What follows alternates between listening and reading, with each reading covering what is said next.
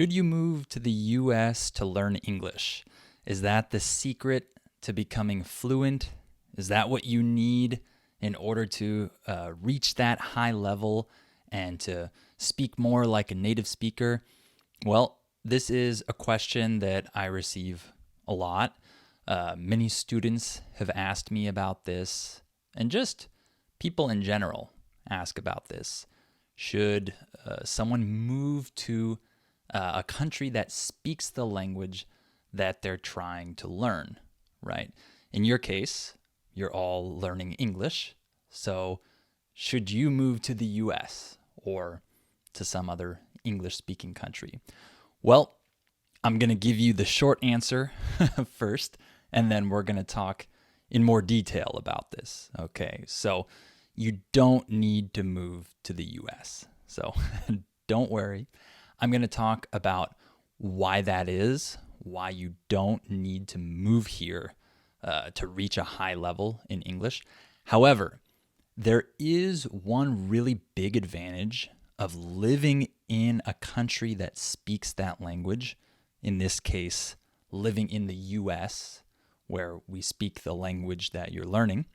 There is one really big advantage that most people never even think of. They never think about this, and I'm going to talk about that towards the end. So first, I'm going to talk about why you don't need to come here, okay? However, I will talk about that one really big advantage at the end that's at least worth considering and keeping in mind, okay? So also, before we move on, I know that some of you ask for the subtitles on these types of videos that I've recently started doing. I'm not going to put the subtitles on there. I'm sorry. But you can click on the little button down below, the settings button, and you can turn on the automated subtitles. They're pretty good. It's going to be correct most of the time. So go ahead and do that if you need to. Click on that settings button and turn on those subtitles. And then just try to understand me without looking at the subtitles, because I'm speaking slowly and clearly. But if you need to see a certain word or a phrase that I used and you didn't understand, then you can just look down below. Oh, and one other thing, I don't mention this a lot, but if you want to practice your pronunciation, if you want my help to train your pronunciation, to speak more like a native speaker, to sound more like a native speaker, then you can join my seminar and join the tier that says Listening Time Super Member, or any tier above that, and you'll get my pronunciation seminars. So those will really help you start to see the patterns and notice the patterns that you're not pronouncing correctly, and I help you pronounce these things more like a native speaker. Okay? So the link to that is down below. All right, let's talk about why you don't need to live in the US if you want to learn English. Well, the first thing to consider is that living in a foreign country doesn't automatically make you fluent in that language, and it doesn't even guarantee that you're gonna improve in that language. I know that for some of you, that sounds a little bit strange. Like, you would imagine that if someone lives in the US and supposedly they're learning English, that they would definitely improve a lot while being here. That can definitely happen, of course, and I think in most cases, it probably does happen to an extent. However, it's not automatic. Let me talk a little bit about my experience living in Mexico. I lived in Mexico for 6 years, okay? During that time, I met multiple people who were from the US or some other English-speaking country and who moved to Mexico for whatever reason, and they had very different levels of Spanish, okay? And these people have been living in Mexico for years, right? Let me first talk about an instructor that I had. She was the instructor of the TEFL program that I had to pass in order to get my teaching certificate to teach English as a foreign language. So at that time, that instructor that I had, she had lived in Mexico for, I think it was 6 years, the amount of time that I spent there. She had already lived in Mexico for 6 years, and she could not say one sentence in Spanish. I know that sounds crazy, but it was true. She couldn't speak a word of Spanish. And how can that happen? Well, she didn't make the effort to actually learn Spanish. She didn't spend a lot of time with people who were speaking Spanish to her. She spent a lot of time with English speakers, and she didn't put in the necessary effort to actually learn, and it wasn't even her goal, I don't think. So I think it's pretty obvious. If you go to another country and you don't have the motivation to learn, you don't take the necessary steps to learn, and you just don't even pay attention to the language that's spoken around you, you're not going to learn. We're not sponges. We don't just absorb everything and then suddenly it's inside us. That's an idea that people have about language learning that is definitely not true. Okay, if you're not intentionally doing the thing, making the effort, doing what you need to do, we are not sponges like that, especially as adults. Okay, so that's one example of a person. And then I remember a friend I had who he was going to live in Mexico for like 2 years. He knew he was going to go back to the US, but he didn't really have the goal of learning a lot of Spanish. And by the end of those couple of years, he couldn't speak any Spanish. He didn't have the ability to say sentences or have a conversation with someone after 2 years of living there. And I remember one other friend who was married. She was married to a Mexican, okay? And she had lived in Mexico for years. And she at least had some Spanish, but she could not have a long conversation in Spanish. She probably couldn't even have a short conversation in Spanish. She could probably more or less communicate in a very basic way. And that was the extent of her abilities. And I thought, you're married to a Mexican, you live in Mexico. How is it that you're not learning this language? And I remember talking to her, and I think that she was answering a question. I think we were in a group, and someone had asked her like about maybe taking Spanish classes to improve her Spanish. And she said something like, I just want to learn naturally. I'm just going to absorb it as I go. I'm just going to acquire Spanish, just in a natural way, living my life here. And I thought, you've already lived here for multiple years. You're married to a Mexican, and you still barely speak any Spanish. Like, this obviously isn't working. So why am I talking about all of this? Why am I giving these examples? Well, it's to show you that whether or not you live in the country that speaks that language doesn't really matter if that's the only factor. If it's just, I'm going to do the same thing here. Let's pretend I live in Mexico, and I say, okay, I'll do the same thing here, but I'm going to live in the US and then absorb all the English. It doesn't work like that.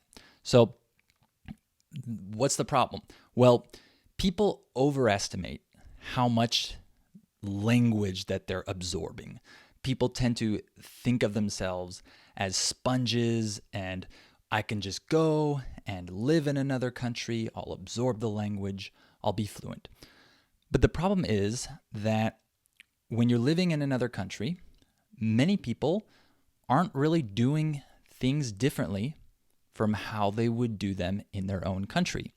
So if people from the US move to Mexico, but they have their same life that they live in the US, they work from their using their computer, they work remotely, they have their team in the US that they're interacting with, they have friends that they're still interacting with in the US, or maybe they have friends in Mexico, but those friends have to speak English to you because you don't speak Spanish or whatever, and you just live your normal routine.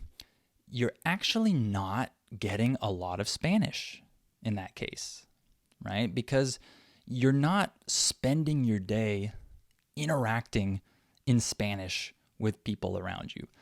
Very few people do that when they move to another country.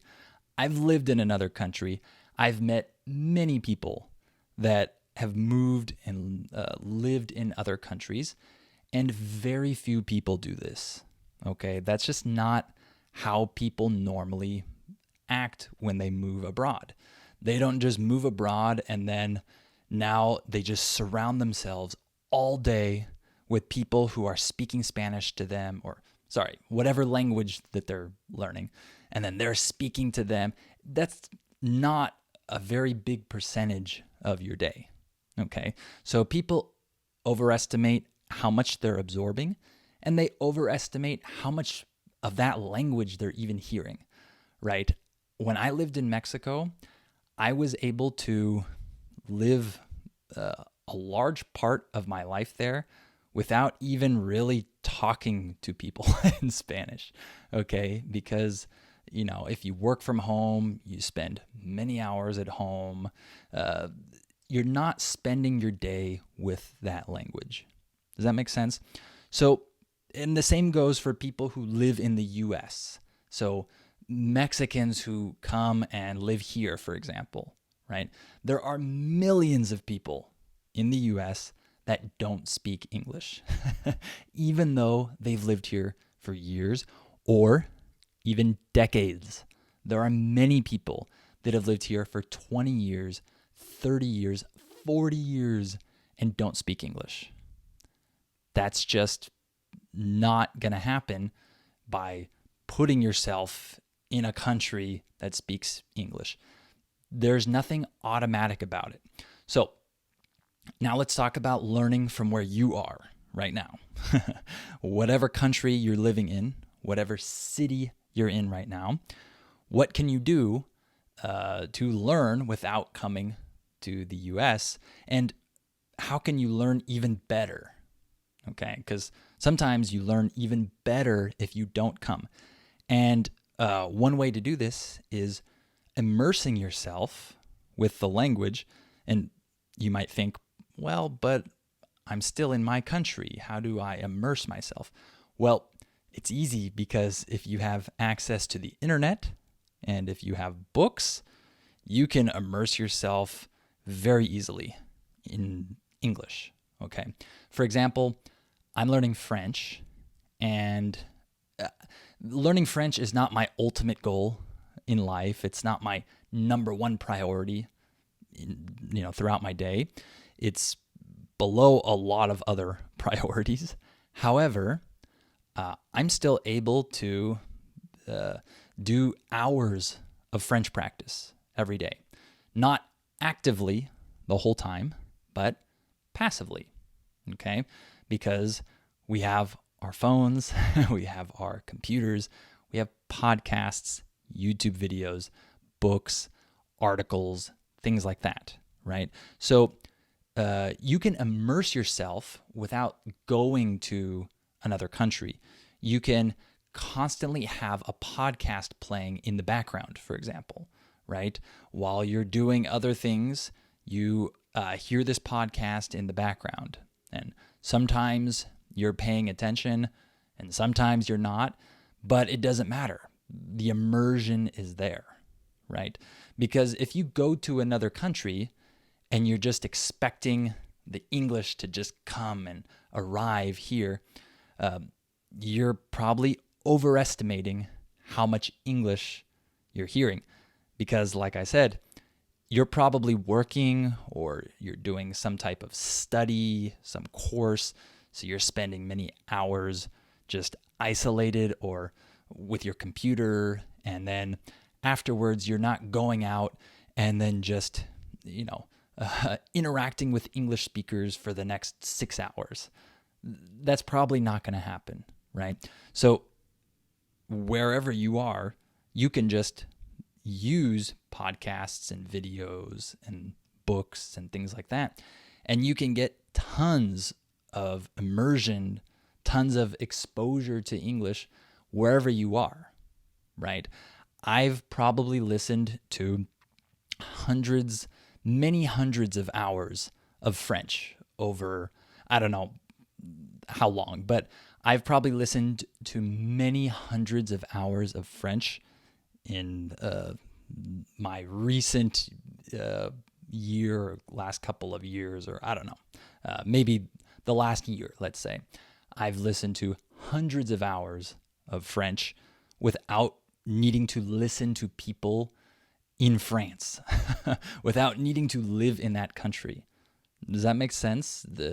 It's logical if you just think about it like that. You don't need to be there physically to hear all of that French, for example, right? You can be at your house in your own country, right?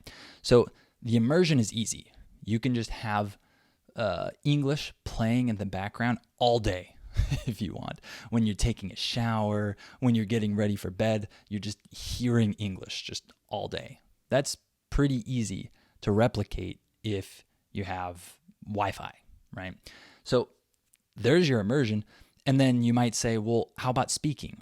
Because that's just listening or reading or whatever. Well, with speaking, I already said, when you go to another country and you live in another country, you're not going to be speaking that language as much as you think. Trust me, I've had so many students throughout the years that live in the United States. They live here and they would still take classes with me every week or twice a week or 3 times a week. And I would say, you're living in the US. Why do you need to take classes with me? You're already in the US. There are English speakers everywhere. What's the deal? And they would say, well, I actually don't really speak a lot of English in my everyday life, even though I live in the US.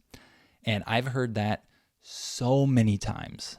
I'm not exaggerating. I've heard that so many times. And that's what happens when you go to another country. You go with the idea that you're going to be speaking so much of that language. And usually it doesn't happen like that. You don't have a routine and a lifestyle that just makes you talk all day in that other language. Usually. There are some cases where that happens, but that's not usually what happens. And so you're not speaking that much, even if you're in that country, unless you marry someone from that country like me. That's different. But most of you aren't going to get married to an English speaker, okay? So that's a different case. But just in a normal situation, you're not going to be speaking as much English as you think you will be. So what can you do from home? Well, you can take conversation classes online. This is great. This is an amazing time period for language learners. You can just go open your computer, schedule classes with native speakers, and talk to them. This is what I do, okay? Right now, I'm learning French, like I said. I started speaking regularly probably about 5 or 6 weeks ago, I think. And during that time period, I've been talking 2 or 3 times a week to a different French or Belgian person completely in French. And we have conversations, and I do this right here, right where I'm sitting right now. And it's super easy. It's really flexible. And I'm doing consistent French speaking practice for the first time in my life because I'm just making the effort to take conversation classes. So I highly recommend that you do this for English, okay? Use a website, for example, like italki.com. I always recommend this website. And take classes with native speakers and do it twice a week if you can, and try to keep a consistent rhythm with that. And yeah, maybe you're not speaking quite as much as you would be if you lived in the US, for example. But in all honesty, in most people's cases, they're really not going to be talking a lot when they move here, unless they marry someone from here. Okay, so yeah, you probably won't be able to talk as much, even with those conversation classes, but still, it's not going to be that big of a difference, again, unless you have some different case, different situation, okay? But I'm just talking from my experience.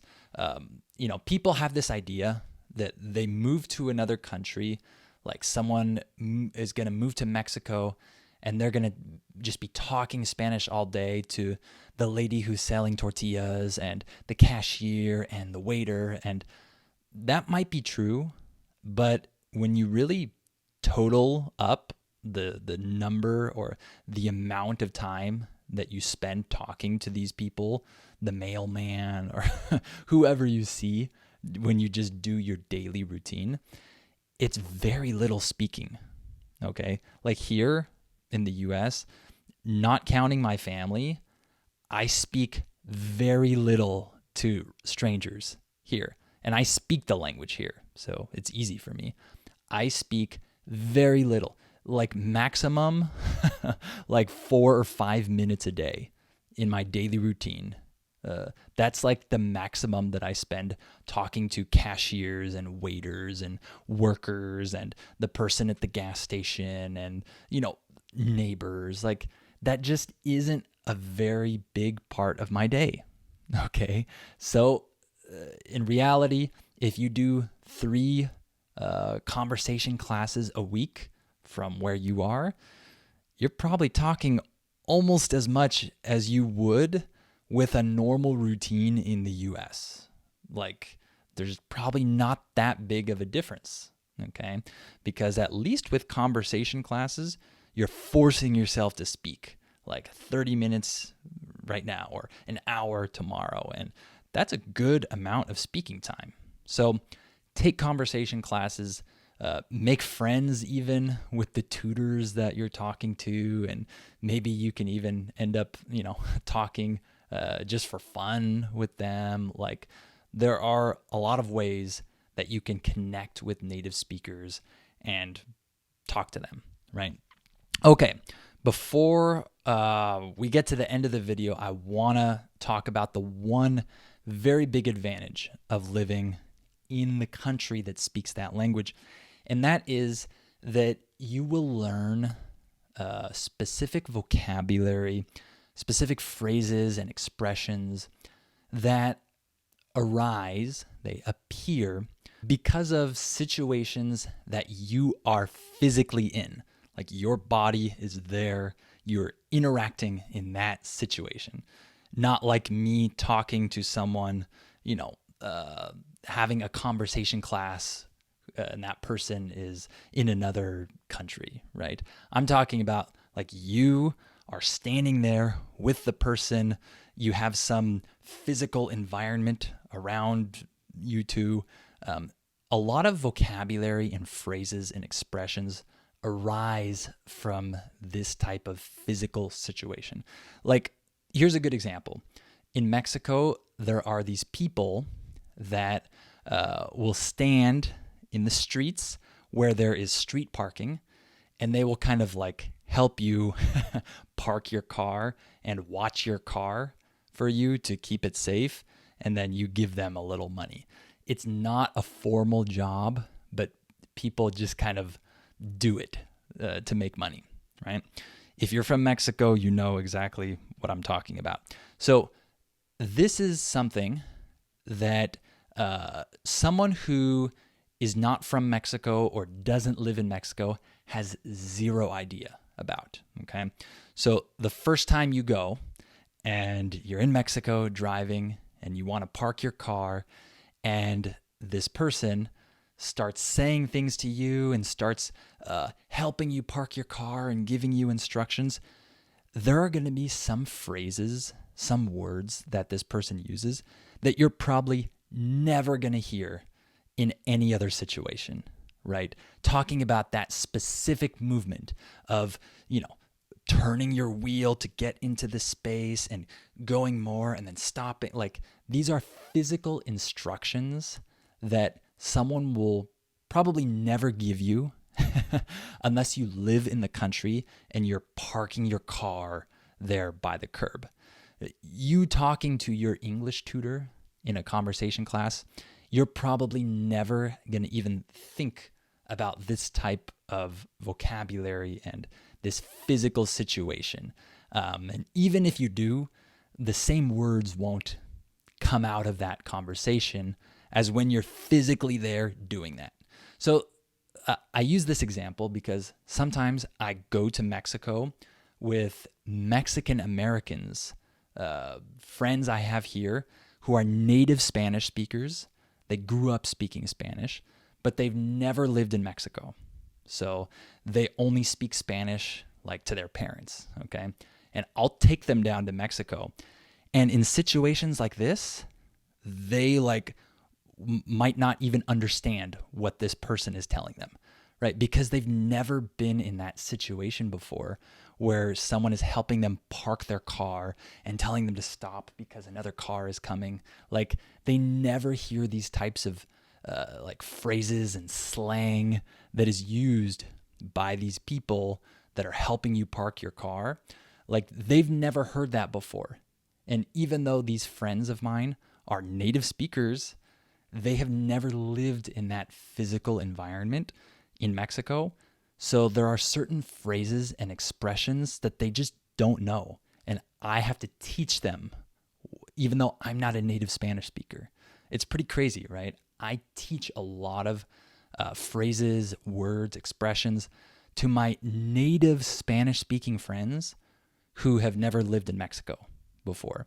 And so that kind of shows you that there is a certain advantage of living in the physical environment, because certain vocabulary will be learned from having those physical situations of you being there and interacting with the environment around you.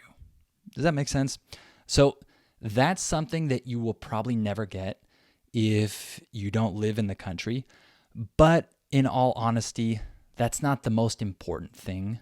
That's something you can learn in the future when you travel to the US or whatever. You can learn that as you go. But it is something that you probably won't be exposed to until you have that physical situation. Okay, so I did want to mention that because I think it's something really interesting that most people never think of, but I think of it all the time because every time I go to Mexico with my Mexican American friends, they're like lost. Like, they don't understand a lot, and I'm like having to describe and help them understand certain expressions and things like that they just never learned because they've never physically been in this environment. Okay? All right, I hope this was interesting for you, and I hope it encourages you to know that you can learn English from wherever you are. Okay, you don't need to come and live in the US, all right? And remember, like I mentioned before, if you want help improving your pronunciation, if you want to sound more like a native speaker, then remember to sign up for my membership and become a Listening Time super member, family member, or VIP, and you'll get my pronunciation training. And I know that it'll be really helpful for you. People really like it when they try it out for the first time. So the link is down below if you want to sign up for that. And thank you so much for watching this video, and I'll talk to you in the next one.